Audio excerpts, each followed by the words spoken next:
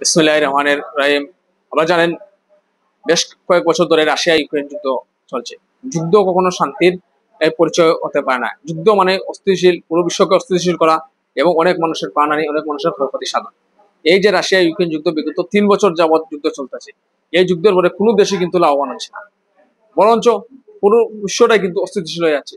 খাদ্যদ্রব্যের জিনিসপত্রের দাম ছড়া, বিভিন্ন মানুষের হানি ঘটছে এবং এই বিশ্বকে যুদ্ধকে করে বিশ্বের মানুষ কিন্তু প্রায় অনেক পরাশক্তি কিন্তু দুবাই বিলুপ্ত হয়ে যাচ্ছে, যেটা আগামী দিনের যে প্রজন্মের জন্য অত্যন্ত অশানী সংকেত। অবিলম্বে জাতিসংঘকে আহ্বান জানাচ্ছি যে এই 3 বছর ধরে যে বিশ্ব যুদ্ধটা চলতেছে সেই যুদ্ধটা বন্ধ করার জন্য। আর যুদ্ধ কখনো শান্তির বাহক হতে পারে না। তাই অবিলম্বে যুদ্ধ বন্ধের আহ্বান জানাচ্ছি এবং যে পরিমাণ ক্ষতি সাধন হয়েছে উভয় দেশের, বিশেষ করে ইউক্রেনে, এই ক্ষতিটা কিন্তু 100 বছর ইউক্রেন পুষিয়ে নিবে কিনা, পুষিয়ে নিতে পারবে কিনা সন্দেহান। আমি আবারও এই যুদ্ধ বন্ধের আহ্বান জানিয়ে শেষ করলাম। ধন্যবাদ সবাইকে।